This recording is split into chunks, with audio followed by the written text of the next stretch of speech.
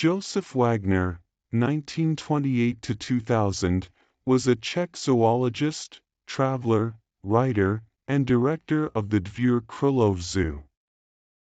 In 1965, Josef Vágner became director of a small provincial zoo located in Dvůr Králové nad Labem, Czech Republic.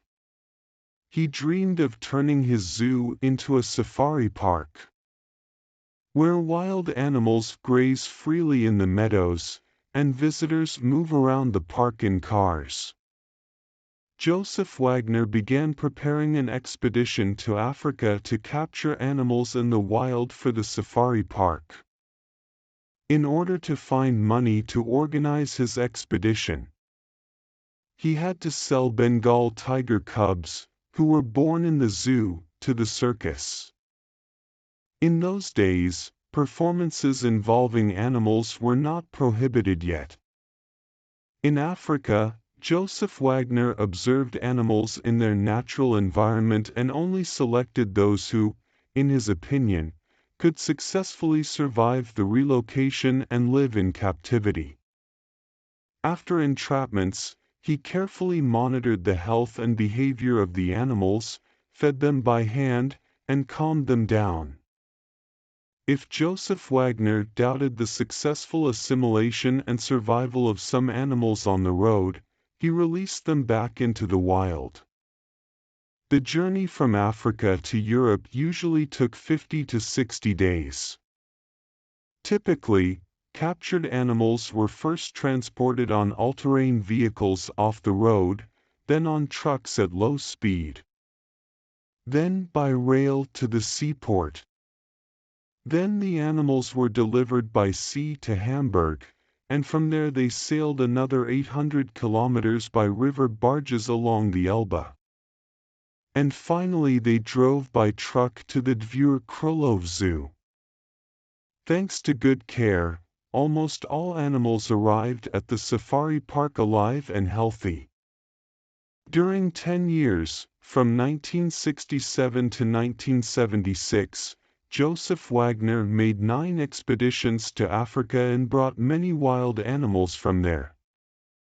Nowadays, everyone can come to the Safari Park Dvůr Králové, where the descendants of these animals graze in green meadows.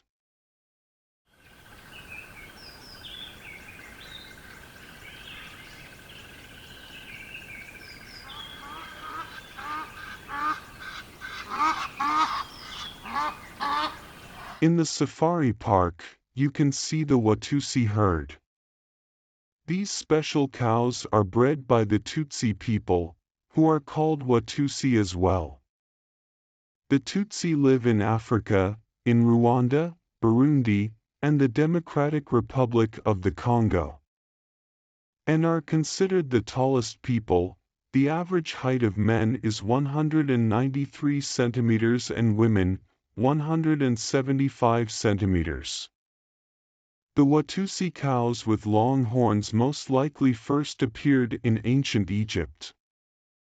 In the genes of today's Watusi bulls, the following traces have been found: of wild aurochs, of Egyptian cows, and of Asian water buffaloes. Watusi with the largest horns were considered sacred and belonged to the king or chief of the tribe. The giant horns of the Watusi cows are something like an air conditioner. The blood circulating through them is being cooled, thereby maintaining the animal's optimal body temperature, which is very important in Africa. The adults in the herd sleep in a circle every night to protect the calves who are positioned in the middle.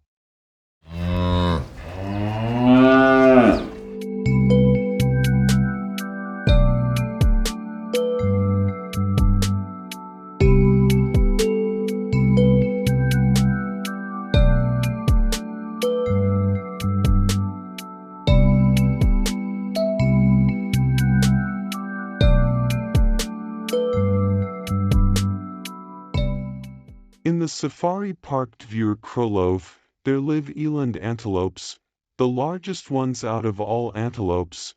They are native to South Africa. When Dutch settlers came to the Cape of Good Hope, these animals seemed to them like large, herbivorous elks, eland in Dutch, therefore, they called them eland antelopes. The Bushmen, San peoples, are the most ancient people on earth. They live in the deserts of South Africa.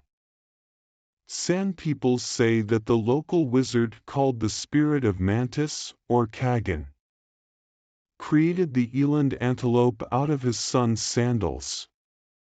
This spirit fed the eland antelope with honey mixed with water for 3 days. During that time it grew as large as an ox. During droughts, the eland antelope's body temperature increases by 7 degrees Celsius. Thanks to this, they avoid fluid loss due to sweating.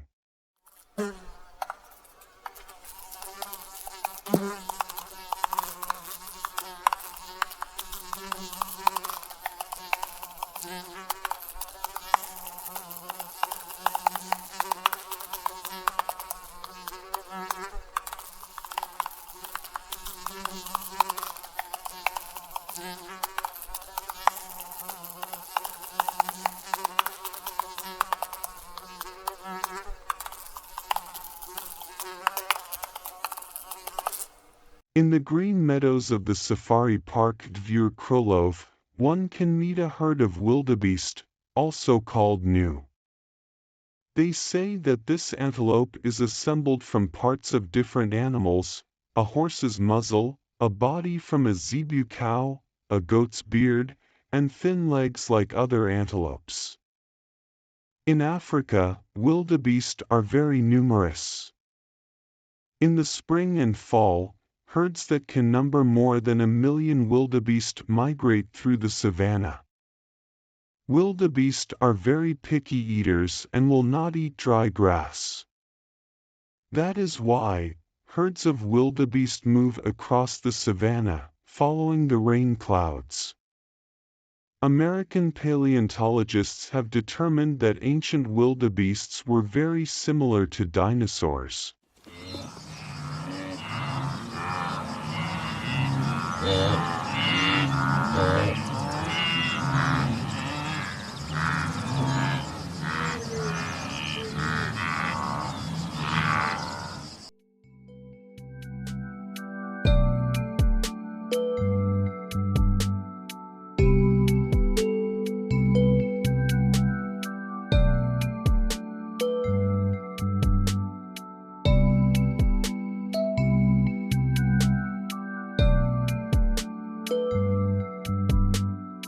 And other ungulates, whom we saw in the Safari Park Dvůr Králové.